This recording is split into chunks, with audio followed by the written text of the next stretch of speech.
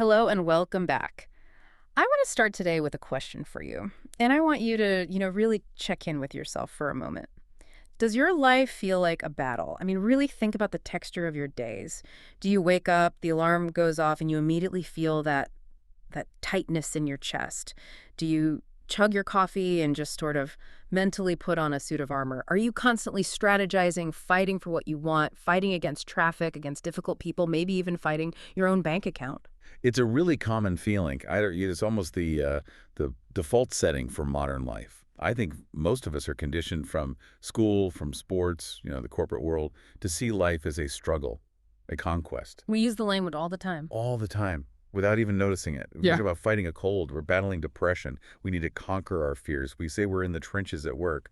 I mean, the language of war is it's everywhere in our daily lives.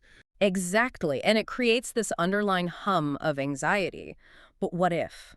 What if we've been looking at the board wrong the entire time? What if life isn't a battle at all? What if it's actually a game? And that is the central idea we're exploring today. We're looking at a classic text from 1925 by Florence Scovel Shinn called The Game of Life and How to Play It. Right. And before you roll your eyes and think, calling life a game sounds trivial or dismissive, just hold on because this isn't about treating life like it doesn't matter. It's not nihilism. It's about understanding that like any game, chess, poker, whatever, life has rules. It has consistent laws. It has repeatable patterns. It's not just random chaos. Precisely. That is the key distinction. A It- battle is chaotic. A battle is about force, destruction, and often just sheer luck or brute strength. A game is about skill. It's about strategy and understanding the mechanics of how to play. If you play by the rules, the game flows. You score points, so to speak. But if you violate the rules, even if you do it by accident because you didn't know them, you crash. You lose. If this episode helps you, please hit like and subscribe for the next one. And nobody wants to lose by accident. That feels like the worst way to lose, right? So that's our mission today. We're going to unpack this century-old classic, but with a twist. We're taking Shinn's metaphysical language, which, let's be honest, can sound a little outdated or maybe a bit religious to our ears, and we're translating it into a modern, practical toolkit. We're going to see how her spiritual insights actually line up with things like Stoic philosophy and even modern behavioral science. It is fascinating how much overlap there is. I mean, when you strip away the 1920s terminology, the mechanics she's describing are just rock solid. We'll see that what Shinn called faith, modern science might call the expectation effect. What she called non-resistance, psychologists call cognitive appraisal. We're going to connect the dots between the mystic and the mechanic. Okay, so let's get the board set up. What's the objective of this game? What is the core concept? Well, let's start with Shinn's absolute core point. She says the game of life is a game of boomerangs. Boomerangs. I like that image. It's a great image. And she's very clear on this. She quotes scripture, "Whatsoever a man soweth, that shall he also reap." Now, we've all heard that. It usually sounds like a warning from a stern parent. But she applies it like a law of physics. It's not a moral threat. It's a mechanic.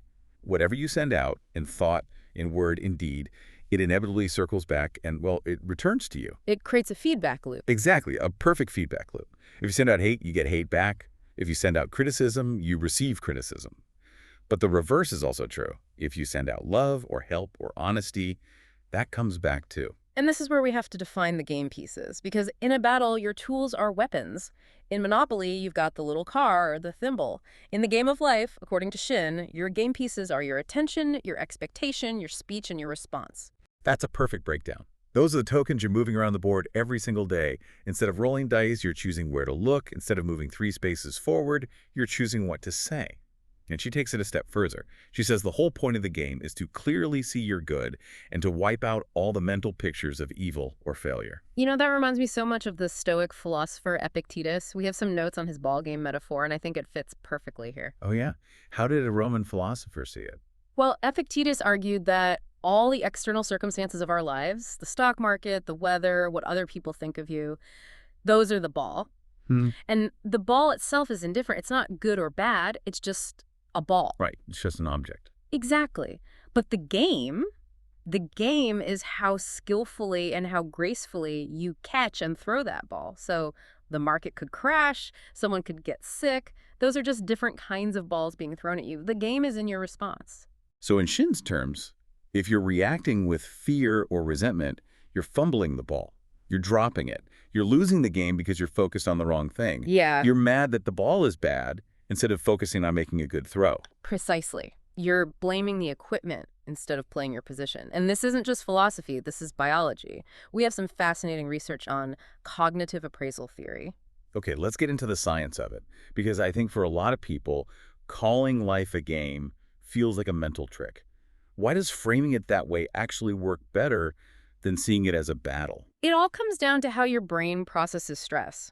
Cognitive appraisal theory basically says that an event is neutral until you label it. Let's say you get laid off, that's the event. Okay, so the event happens. Your brain does what's called a primary appraisal. It asks one question: is this a threat?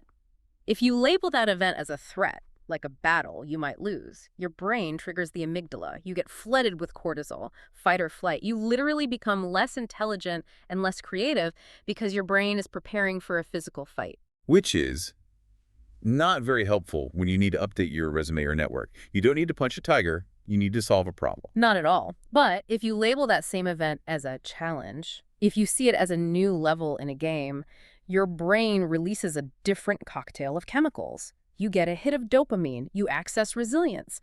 By simply changing the label from battle to game, you change your physiological capacity to handle it. You unlock resources. And that connects directly to the expectation effect we read about in David Robson's work. It does. Robson's research shows the brain is a prediction machine. It's constantly guessing what's next. So if you expect a fight, your reticular activating system, that's the filter in your brain, it starts scanning the room for aggression. You'll see a frown on a colleague's face and your brain goes, "See? He hates me." But if you expect an opportunity, Then your brain scans for the open door.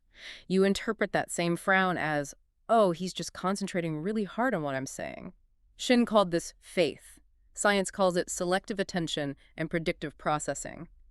But the mechanism is the same. You tend to get what you're looking for because your brain filters out everything else. so Shin says faith is the substance of things hoped for, and science says expectation is the filter of things experienced. That's a beautiful way to put it. Okay, so we know the objective. Now let's talk mechanics. How do we play? Shinn talks a lot about the imaging faculty. Yes, she calls the imagination the scissors of the mind. The scissors of the mind. That's such a visceral image. It implies we're actively cutting things out. It is.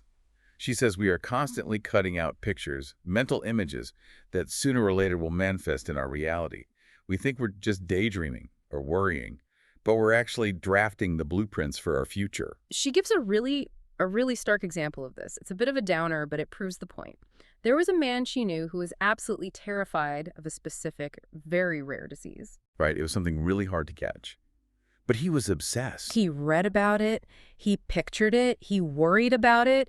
He studied this disease. He used his scissors to cut out this incredibly detailed picture of the illness. And eventually, He caught it, and he died. Shinn says he was the victim of his distorted imagination. it's tragic, but it illustrates what she calls the subconscious and what we might call the automatic mind. Shin makes this really important point. The subconscious mind has no sense of humor. This is huge. I want to drill down on this. It is. The subconscious is a faithful servant, but it is so literal. It doesn't distinguish between a fear, a joke, or a true desire. If you are constantly holding an image of sickness, even if you're thinking, I hope I don't get sick, the subconscious just hears sickness, sickness, sickness, and it gets to work. It's like a printer. If you send a document to the printer that says, "Do not print this picture of a cat," but the file is a picture of a cat. You're getting a picture of a cat. The printer doesn't read the context, it just executes the commands. And in neuroscience, this relates to the basal ganglia. This is where habit loops are stored. Repeated thoughts literally become automated tracks in your brain. If you repeatedly think about failure, you are grooving a neural pathway. Eventually, your brain just travels that path automatically. You're not even choosing to worry anymore. It's just a habit. So the first mechanic of the game is watch what you're cutting out. If you don't want it, don't image it. Be careful with those scissors. Now, the second mechanic is even more active. It's the role of words. Shin is very strong on this. She says words are your wand. In the game, words are not just commentary, they're direction. You're the director of the movie, and your words are the instructions you're shouting to the crew, to your subconscious. She quotes the Bible here. Death and life are in the power of the tongue. That's from Proverbs. And again, we can look at the nocebo effect and see this in clinical practice.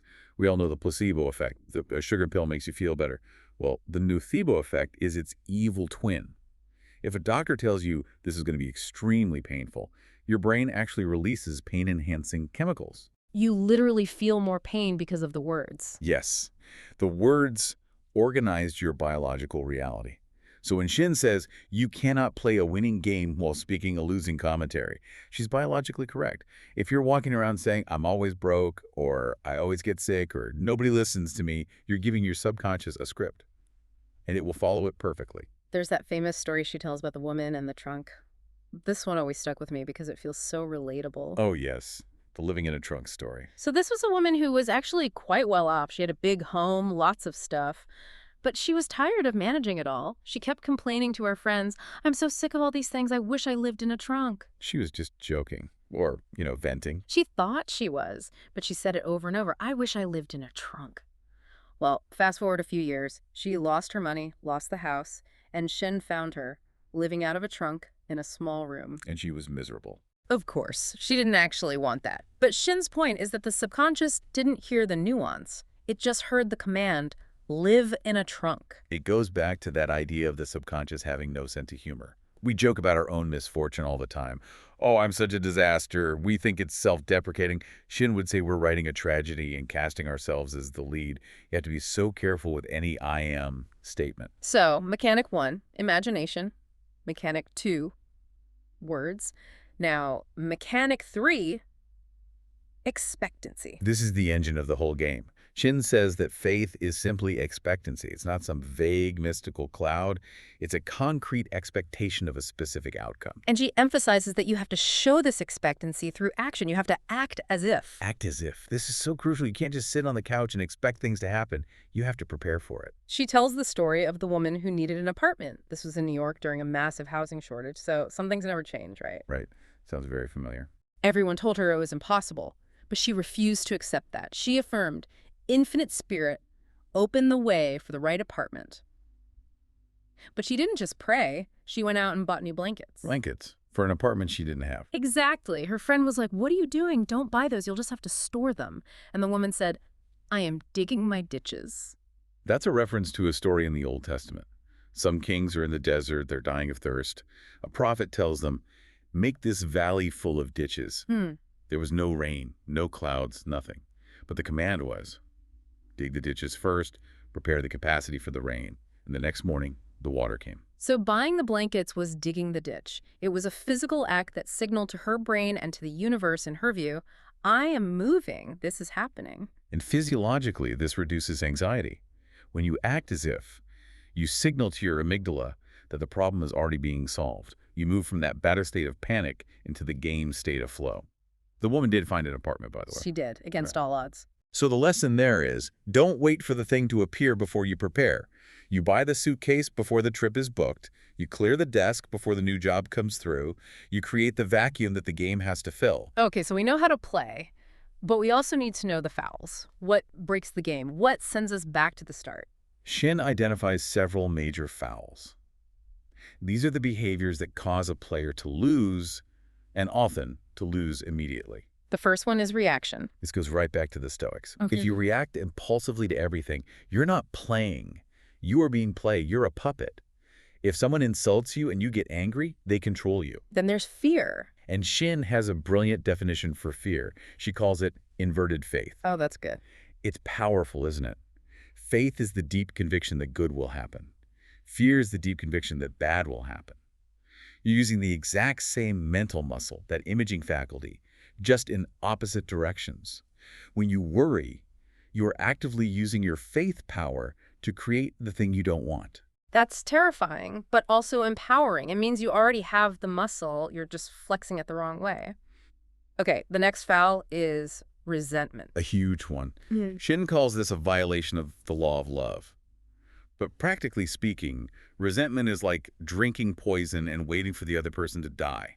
It eats away at the player, not the opponent. She even links it to physical illness. She says, there is no use asking what is the matter with a sick person. Ask who is the matter with them. Right. Who are they resenting? Who are they stuck on? Then we have forcing. This is the opposite of playing the game. Forcing is when you use your personal will to hammer a square peg into a round hole. You're anxious, you're manipulating. In the game, you want flow, you want hunches. Forcing just creates resistance. It's like trying to open a door by pushing on the hinge side. And the last big foul is contradiction. This is the person praying for rain but leaving their umbrella at home. You state your desire, I want to be wealthy, but then you spend all day talking about how expensive everything is. You're canceling your own move. You take one step forward with your affirmation and 2 steps back with your conversation. Okay, let's get really practical. I want to see how this looks in the wild. We have 3 scenarios here: work, relationships, and habits. Let's walk through how a battle player handles it versus a game player. Let's do it. Scenario 1, work. You've got a high-pressure deadline, a difficult boss. The pressure is on. Okay. The battle player sees this as a threat. They panic. They complain to coworkers. They internalize the stress. They're thinking, I'm going to fail, or my boss is out to get me. Their cortisol spikes, brain fog sets in, and they probably make mistakes. They're fighting this situation. Now swap it, the game player. The game player uses what Shinn calls a clean response. They don't resist the pressure. They might use an affirmation, something like, there is a supply for every demand. There is a supply for every demand. I like that. It reframes it. If there's a demand for this work, there must also be a supply of energy and intelligence to meet it. The game player does the work, but without that emotional weight. They stay light. They're playing the ball, not fighting the stadium. Okay, scenario 2, relationships. This is a big one. You're in a conflict. Your partner said something sharp. A colleague took credit for your idea. The battle approach is defense and attack. You snap back. You sulk. You plot your revenge. This creates that boomerang effect we talked about. You send out hostility. You just get more hostility back. It escalates. And the game approach? Non-reaction. And Shinn suggests a technique she calls saluting the divinity. Saluting the divinity. That sounds very spiritual. It is, but you can view it psychologically, too. It means you look at that difficult person and you mentally acknowledge the good within them, even if they aren't showing it. You refuse to accept the inharmony as the final truth. You send goodwill. Shinn says goodwill produces a great aura of protection. It does. It often disarms the other person. It's very hard to keep attacking someone who is genuinely wishing you well. It dissolves the conflict. If you don't hit the ball back, the volley just ends. Scenario 3, habits. Let's say you're trying to quit sugar or start exercising. You're doing great for a few days, and then you eat the cookie. You skip the workout. The battle player attacks themselves. I'm so weak. I always fail. I might as well give up. This shame just reinforces that bad record in the subconscious. You're using your words to confirm your own failure. And the game player? The game player treats it like a fumble. You don't quit the whole football game just because you dropped the ball once. You pick it up. You forgive the slip immediately. You restart without drama. That connects to Aristotle, doesn't it? It does. Aristotle said excellence is a habit, not a single act. But the key is that habits are built through repetition, not perfection. If you miss a beat, you just get back into rhythm. The game player knows one slip doesn't lose the match unless you let it. So no drama, just restart. Exactly. Restart. The game is long. Okay, even with all this, people still mess up. I want to run through 5 specific places. Shinn says people consistently trip themselves up. Common mistakes. Let's hear them. Mistake 1, the old-fashioned chat. Ah, yes, the old-fashioned chat. Shinn describes this as sitting down with a friend and talking exclusively about loss, lack, sickness, and how terrible everything is. We just call that venting or being realistic. Shinn calls it destructive. She has this great line. She says, I have had enough old-fashioned chats in my life. They are too expensive. Too expensive? Yes, expensive in what they cost you in your life. The fix. Stop having them. Have a new-fashioned chat. Talk about what you want to create, not what's wrong. Mistake 2, incomplete action. This is wishing but not preparing. It's the person asking for a high-level job but, not updating their wardrobe. Or asking for health but keeping the medicine cabinet full of remedies. So the fix is to prepare. Prepare for the thing you asked for. If you ask for a trip, buy the suitcase. Mistake 3, resisting the situation. This is Shinn's law of non-resistance. Yeah. She says, agree with your adversary quickly. If you're in a bad situation and you just fight it and hate it, you give it energy. You bind yourself to it. So the fix is to accept it. Accept the present moment so you can transform it. You say, okay, this is where I am. Now what's the move? You play the ball from where it lies. Mistake 4, the joke of misfortune. We touched on this. Right. I'm so broke. I'm a mess. Yeah. The fix is simple. Stop joking about being sick or broke. Your subconscious is always listening, and it is always taking notes. Find new jokes. And mistake 5, blaming the oyster. I love this one. A woman who came to Shinn saying she was sick because she ate a poisoned oyster. And it wasn't the oyster. Shinn told her, the oyster was harmless, you poisoned the oyster. She asked her, who is the matter with you? Not what, but who. And it turned out she was feuding with like 19 different people. Exactly. Her internal state of resentment was so toxic she attracted illness. The fix is to stop looking outside. If you're unhappy, check your internal board first. All right, we've covered a lot of theory. Now I want to give everyone something they can use right now, today. If you feel like you're losing the game, you're overwhelmed, anxious, stuck, how do you reset? Okay, we can call this the game reset. It's a 6-step process to get back on the board. Okay, step first. Notice what you were reacting to. Just stop the automatic response. Pause. I'm reacting to this email. I'm reacting to traffic. Just break the trance. Step next. Name the pattern you want to stop repeating. Identify the loop. I'm doing the panic loop or the victim loop. Just call it out. Name it to tame it. Step next. Choose one clean principle for the day. Pick your strategy. Today I'm playing patience. Or today I'm playing goodwill. Just one. Next. Speak one clear statement that matches it. Voice the direction. There is a supply for every demand. Or I am fully equipped for this day. Say it out loud. And the next step. Take one small outward action that proves it. Physical confirmation. You chose order, clean one corner of your desk. If you chose health, drink a glass of water. Prove you're serious. And finally, drop one contradiction that feeds the old pattern. Stop digging the wrong ditch. If you're affirming success, stop complaining about your boss for the rest of the day. Just for today. Seal the leak. that's the reset. Simple, but really powerful. It changes the momentum. It puts you back in the driver's seat of the game. So let's bring it all home. We've covered a lot of ground today. Let's recap the main rules of the game. Life is a game of giving and receiving, governed by law. The imaging faculty is the scissors of the mind. Watch what you cut. Words provide the direction for your subconscious power. Fear and resentment are the primary obstacles to clear vision.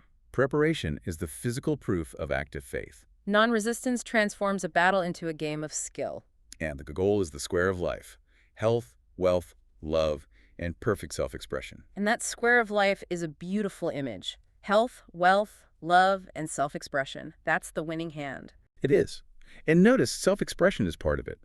The game isn't just about getting stuff. It's about becoming who you were meant to be. It's about playing your specific position on the field perfectly. We are just getting started with Florence Scovel Shinn. Today was about the rules of the game, but the next logical question is, how do we acquire the resources to play big? How do we handle the economics of the game? That's where she gets really specific. She has entire chapters on the idea of supply. So in our next session, we are tackling episode 2, the law of prosperity. We are going to talk about money, about debt, and the spiritual physics of abundance. It is going to be a rich discussion. Thanks for being here. If you want the full series, check the playlist and please like and subscribe so you don't miss the next episode.